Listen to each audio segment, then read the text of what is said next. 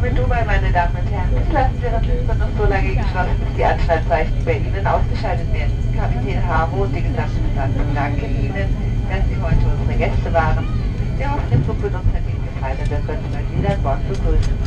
Wir wünschen Ihnen noch eine gute Nacht und eine gute und sichere Weiterreise. Vielen Dank und auf Wiedersehen. Welcome to Dubai, ladies and gentlemen. Please keep your seatbelt fastened to the seatbelt sign above your head has been switched off. Captain Harbour and the entire crew would like to thank you for joining us today. We hope you enjoyed this flight with us and we'll be happy to see you soon.